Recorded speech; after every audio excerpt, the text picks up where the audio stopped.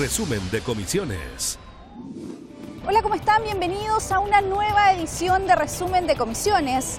Partimos contándoles que la Comisión de Educación aprobó con 7 votos a favor y 6 en contra la moción que promueve la admisión prioritaria de estudiantes de sectores vulnerables, conocida como Ley Machuca.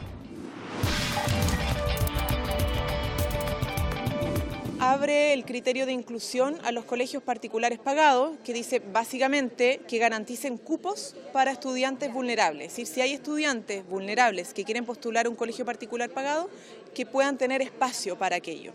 ¿Ya? No los obliga. Y en segundo lugar, establece mejora al sistema de admisión escolar que hemos recogido a propuesta de miembros de la comunidad educativa y de expertos, que tiene que ver en primer lugar, por ejemplo, con que niños y niñas que viven bajo un mismo techo pero que no son hermanos o hermanas sanguíneos puedan también tener prioridad al momento de postular. Yo voté en contra, creo que es un proyecto que el único objetivo que tiene es para frenar políticamente las correcciones que queremos hacer al sistema de admisión a través del proyecto de admisión justa. Es lamentable que un sector de nuestro Congreso, de la izquierda, crea que hoy día la solución a la educación de calidad y a la educación pública sea tener un porcentaje en los colegios privados, que es lo que siempre han rechazado. Por lo tanto, a mí me parece que es una caricatura. Se puede hacer, por supuesto, que el esfuerzo de desintegración, pero nunca puede ser obligatoria. Y aquí no pagamos ya. La instancia además ahondó junto a representantes del Mineduc, de las universidades estatales, rectores de universidades públicas no estatales, los problemas de la gratuidad en la educación superior. En ese sentido, se abordaron materias que han sido expuestas por los mismos estudiantes, como la duración de las carreras universitarias y el agobio al que dicen estar expuestos durante su formación. Pero no podemos dejar de reconocer que en el diseño y a la hora de la implementación de esta ley hay elementos que se han mostrado como errores en el diseño. Uno de esos, y yo estoy dispuesto a asumirlo con humildad, ¿no es cierto?, es el tema de la exigencia de que los alumnos solo podían alargar en un semestre la duración formal de su carrera, claro, y incluso solo obteniendo el 50% de financiamiento, porque con cargo a la universidad, el 50% tenían que ponerlo ellos mismos. El problema es que no miramos que al perderla, y como las tasas de demora efectiva son más allá de ese semestre, casi en la totalidad, y un año y medio en algunos casos, 2 semestres en otros, y afectan, como es lógico suponer, de mayor manera a los que provienen de los hogares más deprivados socioeconómicamente, entonces le estamos precisamente afectando mayormente a quienes eran el objeto de nuestra preocupación, los más pobres de este país. Entonces eso hay que corregirlo. Y yo no tengo problema, y le decía al Ejecutivo, si hay algo que se señala, hay que reconocer y hay que tratar de hacer el esfuerzo de corregirlo. Y esto significa que el gobierno anterior no tomó las medidas pertinentes para que esta situación no se produciera como se está dando el día de hoy. Son muchos los estudiantes que están siendo afectados, son muchos los estudiantes que sin duda por diferentes circunstancias han perdido un ramo, y eso significa prolongar los años de estudio, y eso significa perder ya este beneficio que sin duda debemos procurar que en el transcurso de los próximos meses o años corregirlo, pero como digo, esta es una herencia que nos dejó el gobierno anterior porque legisló apresuradamente sin tomar todas las medidas que permitieran no tener este tipo de situaciones que están afectando a muchos estudiantes a lo largo del país. Y también esta semana la Comisión de Educación rechazó el artículo primero del proyecto sobre subvenciones a la educación parvularia. Al comenzar la votación particular, la oposición se abstuvo de apoyar el citado artículo del mensaje presidencial. La discusión giró en torno a establecer un sistema de subvenciones que propone el Ejecutivo o un financiamiento basal para los jardines vía transferencia de fondos. En lo que ha habido diferencias de parte del gobierno con la oposición tiene que ver con cómo debería entregarse ese financiamiento, y eso hoy día se ha expresado en una votación negativa del primer artículo del proyecto, y nos parece importante que ante la insistencia de nosotros como oposición de que el gobierno se abra a discutir cómo se entrega el financiamiento, el gobierno efectivamente se abra al diálogo y podamos tener una conversación respecto de cómo se entregan los recursos. Hay acuerdo de que hay que entregar más recursos, sin embargo las formas a nosotros sí nos parecen importantes, porque si no, acá se puede abrir un nicho de negocio, si no, finalmente los recursos no llegan a los niños y niñas. Claramente lo que nosotros le hemos planteado a la subsecretaria es que el financiamiento vía subvención y por asistencia es un mecanismo absolutamente perverso que ya ha demostrado, ¿ya?, que esto daña a los niños, porque cuando a ti te baja la asistencia en un establecimiento, dejas de poder financiar precisamente aquel servicio que es necesario para los niños. Y eso es lo que ellos no quieren ver. La Comisión de Hacienda aprobó y despachó a sala el mensaje que regula la información y rendición de cuentas de gastos reservados del sector público.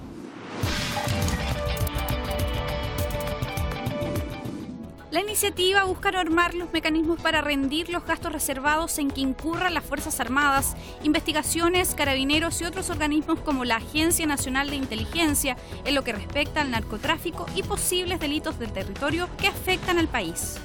Me parece que son varias medidas importantes, es significativo lo que se avanza y por supuesto que vamos a aprobar también algo que ya agregamos, que es el último punto, el tercer punto, que es la derogación del piso mínimo, que es una herencia que teníamos de la dictadura en materia de gasto reservado y que establecía que todos los años se reajustaba sobre una base el gasto reservado. Creo que hoy hemos avanzado en tener una democracia deliberativa, sana, madura, que es capaz de decidir cuánto es lo que el país necesita destinar a gasto reservado, y por eso que es tan importante haber aprobado esta derogación. Si es conveniente eliminar totalmente un piso que había en la ley anterior que garantizaba a todo evento un financiamiento para estos gastos reservados, y sobre eso los gobiernos podían proponer cifras adicionales, y lo hago en virtud de la mala experiencia el año pasado, en que la oposición chilena le rechazó a Carabineros de Chile los gastos reservados y lo dejó sin un peso.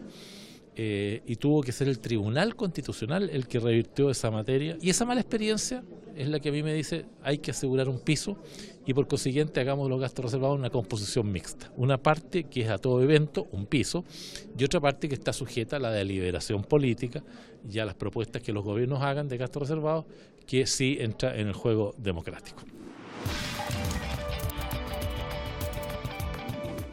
La Comisión de Economía recibió al director del INE, quien explicó la revisión técnico-operativa del IPC y los principales resultados tras la polémica sobre indicios de manipulación. La autoridad se manifestó cauto respecto de la investigación que se lleva a cabo y subrayó la necesidad de esperar lo que derive de las indagatorias. No hubo respuestas claras, no hubo documento y reitero, lo entendemos porque esto está hoy en el Ministerio Público, pero podrían haberse dado algunos indicios cómo ocurrieron estos hechos, que lo que piensa él, de hecho se le hizo una pregunta que no respondió, que se refiere al anterior director del INE durante el gobierno del presidente Piñera, que señala que efectivamente el INE no puede el gobierno de turno, que hace las políticas económicas y a la vez nombra al director del instituto que lleva a cabo esas políticas económicas.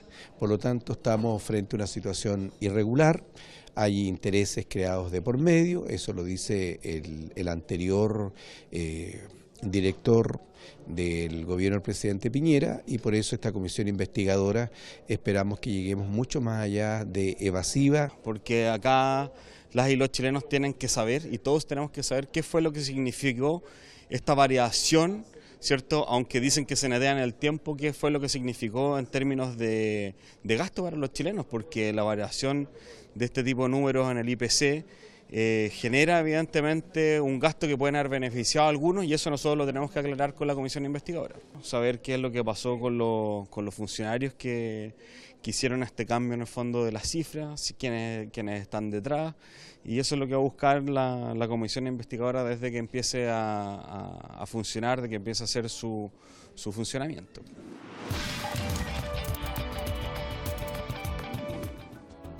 La comisión que investiga la adquisición de tierras indígenas recibió al director subrogante de la CONADI, Fernando Sáenz, quien respondiendo a las consultas de los integrantes de la instancia alertó sobre la forma en que se fiscaliza la venta y registros de estos inmuebles. Solamente son receptores de oficios que graciosamente les puede mandar el conservador o el notario respectivo, pero ellos no hacen ninguna acción para poder tener una sistemización de datos respecto a las tierras indígenas, a las que dejaron de serlo, particularmente en los casos en que se sabe que se hace una liquidación de sociedad conyugal entre un indígena y no indígena para que semanas después sea vendida a un particular. Esa tierra, que ya no es mapuche, producto de esa separación conyugal, sigue siendo en la CONADI considerada como mapuche. Creo que hay un error en el manejo de la información en la CONADI sobre las tierras indígenas y creo que eso es un tema que hay que corregir administrativamente primero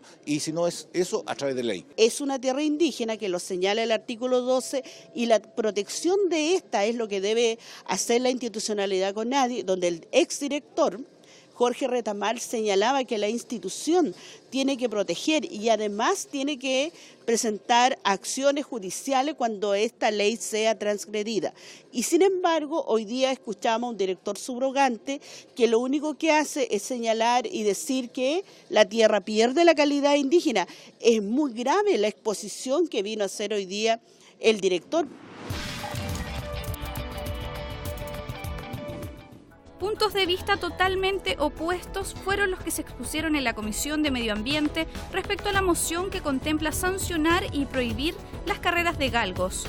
Desde la Corporación Nacional Greyhound, de pistas son prioritarios de una regulación, mientras que el Colegio Médico Veterinario indicó que los datos técnicos apuntan a eliminar esta actividad.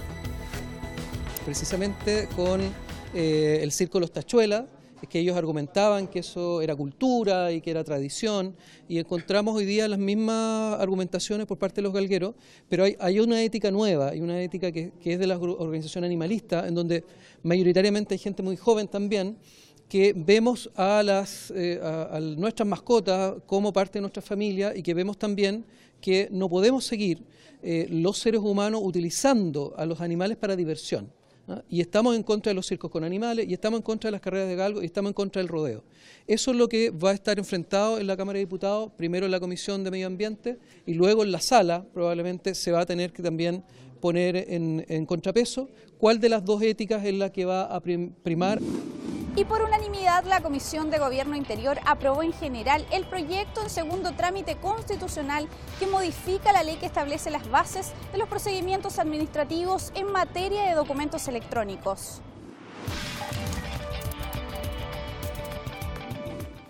El texto que determina la obligatoriedad de las notificaciones electrónicas busca simplificar a la población los trámites en la administración del Estado, en virtud de la necesaria modernización que implica la era digital. Nos interesaba hacer un buen análisis, escuchamos a la ANEF también y a académicos que en materia de informática también pudieron ver algunos desafíos que tenemos para proteger datos personales de los usuarios, de que puedan una persona que busca hacer un trámite no tenga que concurrir a distintos servicios públicos y que ojalá las plataformas puedan conversar de manera que entre el servicio público pueda cumplir el rol de llevar a un mismo servicio y no la persona tenga que estar concurriendo. Por lo tanto, utilizar todas las tecnologías de la información en beneficio de los ciudadanos y ciudadanas que concurren a distintos servicios públicos o municipios. Esto tiene como objetivo principal agilizar los trámites administrativos y también darle mucho más transparencia y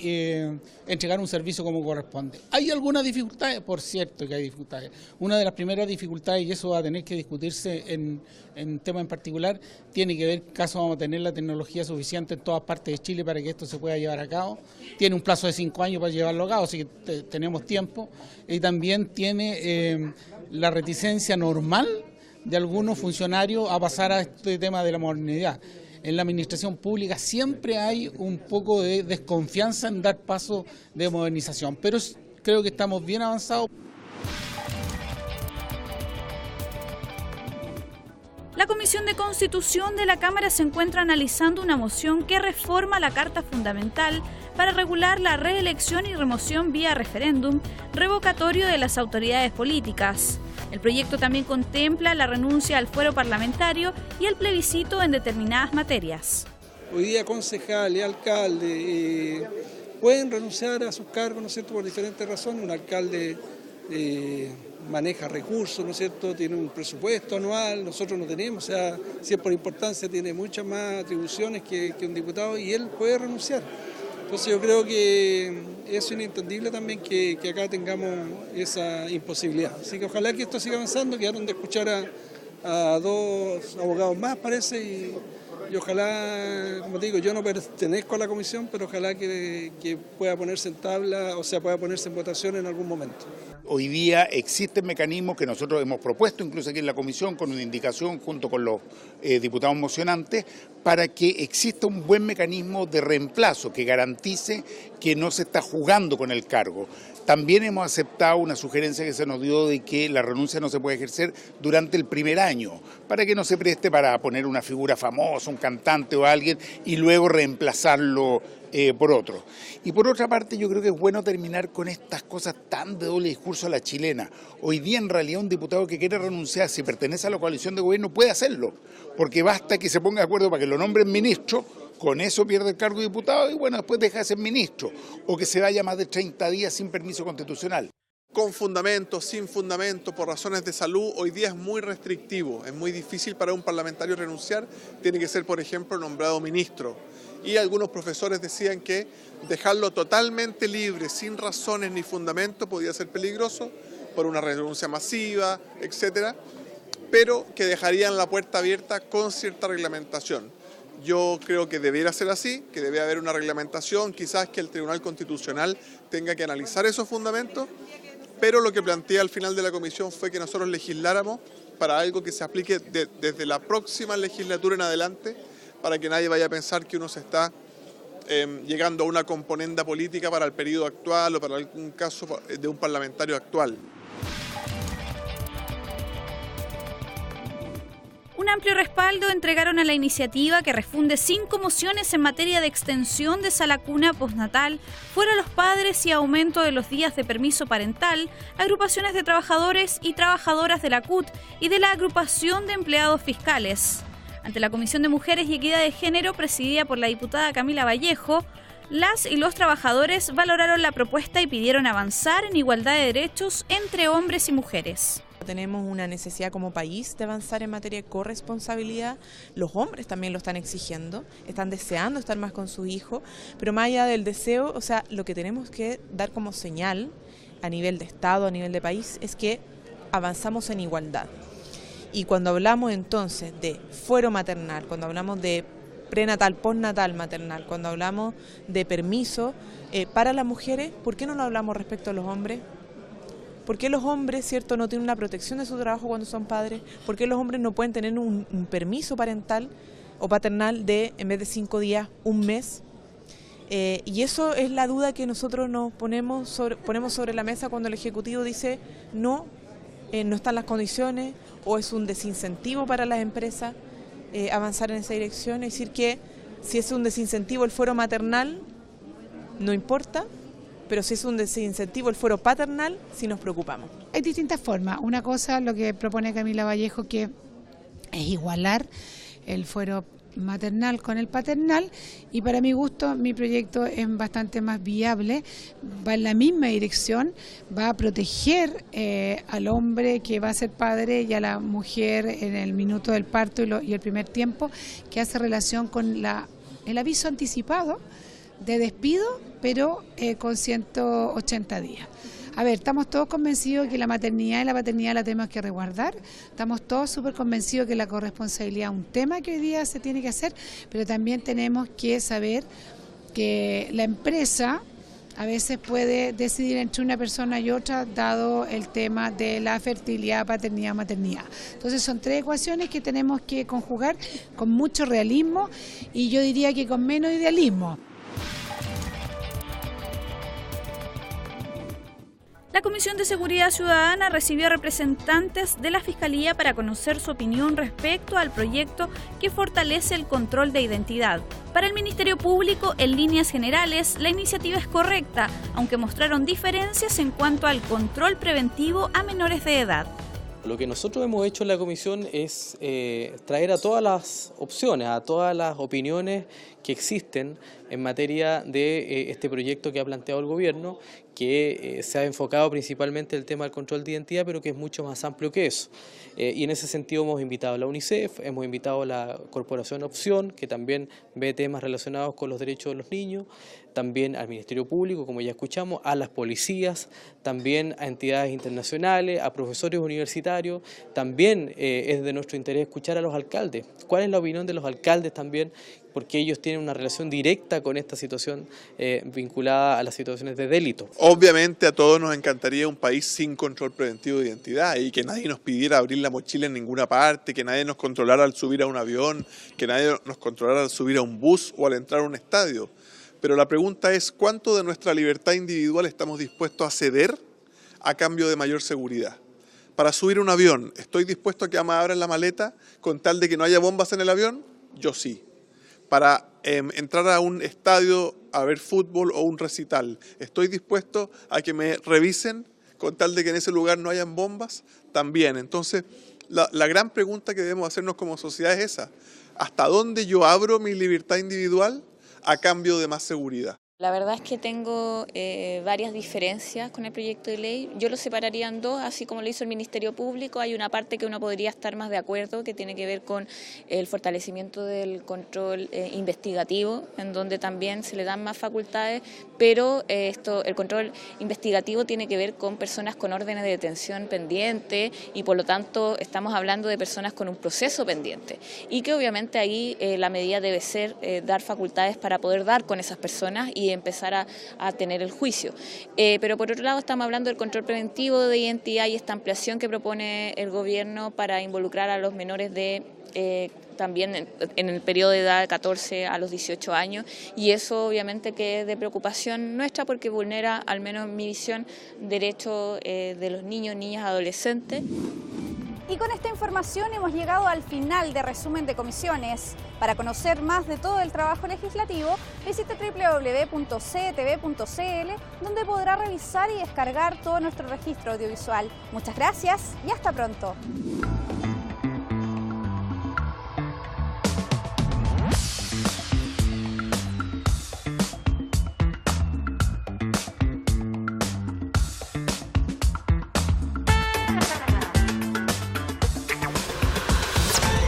Resumen de Comisiones.